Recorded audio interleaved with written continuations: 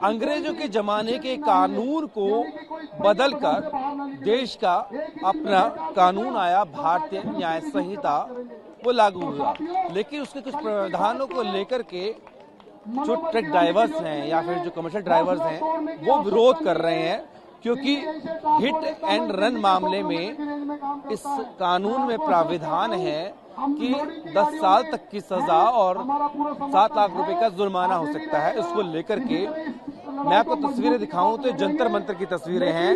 यहाँ पर सैकड़ों ट्रक ड्राइवर, कमर्शियल ड्राइवर्स जो हैं और साथ ही साथ जो एसोसिएशन के लोग हैं वो यहाँ पर धरना प्रदर्शन कर रहे हैं, जो कि देश के अलग अलग इलाकों से आए हुए हैं। और देखिए यहाँ पर न सिर्फ पुरुष बल्कि महिला कैब ड्राइवर्स भी यहाँ मौजूद हैं। उनसे बात करेंगे, बात उनकी सुनाएंगे आप तक। अपना नाम और कहाँ से आए बता दीजिए। मेरा नाम आरती है और हम दिल्ली से आए। आप भी ड्राइवर हैं? जी हाँ। इस कानून में क्या आपत्ति आपको नजर आती है? जी हम कुछ नहीं चाहते, हम क्या चाहते हैं कि जो सरकार ने कानून जो अपनी जिम्मेदारी थोपी है, ये काला कानून वो वापस ले ले, और इसके अलावा हमें कोई वो नहीं है। कौन सा प्राविधान है जो आपको लगता है कि आपत्तिजनक है? बिल्कुल है, ये जो 10 लाख रुपए इन्होंने जो बोला गया है, 10 लाख रुपए का ड्राइवरों के पास है, चाहे 7 लाख रुपए, ये ड्राइवर कहाँ से देगी? क्या ड्राइवर को इतनी तनख्वाह मिलती है जो ड्राइवर इनको देंगी? कहाँ से देंगी? लेकिन वो उन पे लागू होगा जो किसी को मार के भाग जाएगा। ऐसा है, ड्राइवर तो हर कोई है, चाहे वो 2 व्हीलर चलाए या वो 4 व्हीलर चलाए या कुछ भी चलाए, सभी ड्राइवर है। कोई ड्राइवर ये नहीं चाहता कि हमारे गाड़ी से एक्सीडेंट हो, लेकिन अगर बाई चांस होता भी है, कहाँ से ड्राइवर करेगा? इंश्योरेंस कंपनी क्या करेगी फिर? सिर्फ ड्राइवर की गलती तो नहीं होती। आप एक्चुअली आप कभी भी देखिए कि कभी गलती होती है ड्राइवर की, कभी गलती होती है सामने वाली पार्टी की, पर उसमें सजा सिर्फ ड्राइवर को ही की। और रही हम हॉस्पिटल पहुंचाने की, कोई भी ड्राइवर जानबूझ के किसी का एक्सीडेंट नहीं करता। अगर वो हो भी जाता है बाई चांस, तो थोड़ा मौका तो दो उन्हें, पीड़ित को हॉस्पिटल तक पहुँचाने का। क्या पब्लिक संविधान है कि अगर आप पीड़ित को हॉस्पिटल पहुंचाते हो तो आपकी सजा कम होगी? नहीं, सजा तो तब कम होगी ना जब पब्लिक छोड़ेगी।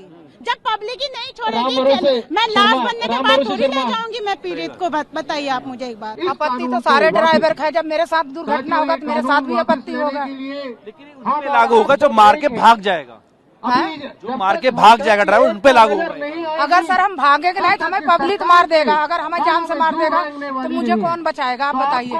चलो ठीक है, इन्होंने कानून बनाया बाहर से, मैं मानती हूँ बाहर की कानून बनाया, ठीक है, लेकिन हमें फैसिलिटी भी तो देना चाहिए, बाहर तरह तनख्वाह होनी चाहिए ना सर। आपने एक ड्राइवर को तो बोल दिया कि आप एक एक्सीडेंट करने का रीजन है। मैं सरकार से पूछती हूँ, आपकी रोड एक्सीडेंट करने का रीजन नहीं है? ये सरकार सुनने वाली नहीं है रीजन। आपने जो चालान वगैरह काटे हैं, आपको पता है आपकी ट्रैफिक पुलिस कितना घूस खाती है?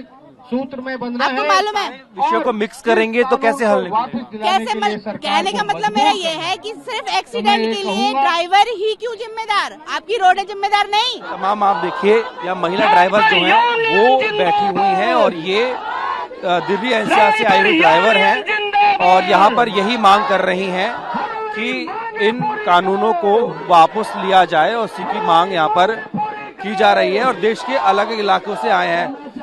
बाजी कहाँ से आए आप? मैं सर दिल्ली से ही हूँ। आप भी ड्राइवर हैं सर? हाँ जी ड्राइवर हूँ सर। क्या लग रही है इस कानून? सर आपत्ति यही है जो इन्होंने काला कानून निकाला है कि ड्राइवर को 7 लाख रुपए जुर्माना भरना पड़ेगा, 10 साल की सजा है। उसके लिए जो मार के भाग जाएगा। सर मेरी बात सुनो, कोई ड्राइवर अपने आप से किसी को नहीं टच करता। ड्राइवर का नियम यही है, अगर उसको रोशनी के अंदर चूहा भी दिखता है सड़क पार करते हुए तो वो उसकी कोशिश यही रहती है कि वो भी गाड़ी के नीचे ना आ जाए। तो आदमी को टक्कर कैसे मारेगा? ये क्या होता है, जब लड़के नए खून जवान होता है उनको गाड़ी चलाने की थोड़ी ज्यादा शौक होता है, तो वो कटिंग के चक्कर में ड्राइवर के साथ टच हो जाता है।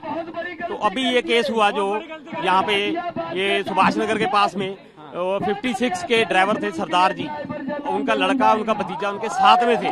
खाली सिर्फ उन्होंने 3 लड़कों को ये बोला था, बेटा आराम से गाड़ी चला लो, ध्यान से चलाओ।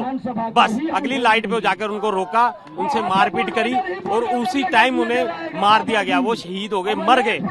तो ये ड्राइवर के साथ ये चल रहा है। मैं इतना जानता हूँ कि अगर हमारा ड्राइवर भाई, इतना जानता हूँ, अगर वो अपने आप को यही समझ के चलता है कि मैं छोटा आप बड़े, तो कानून चल रहा है। जिस दिन ड्राइवर बड़ा होगा उस दिन सब छोटे हो जाएंगे। मैं श्याम सुंदर हूँ, general secretary Delhi NCR transport Ekta Manch को रिप्रेजेंट करता हूँ और दिल्ली से आए हैं हम। अब ये बताइए, जब सरकार ने बीती शाम बात करके कहा कि हम लागू नहीं करने जा रहे, अभी लागू करेंगे तो आपके साथ बैठ के बातचीत करेंगे, उसके बाद भी सबकी जरूरत पड़ी?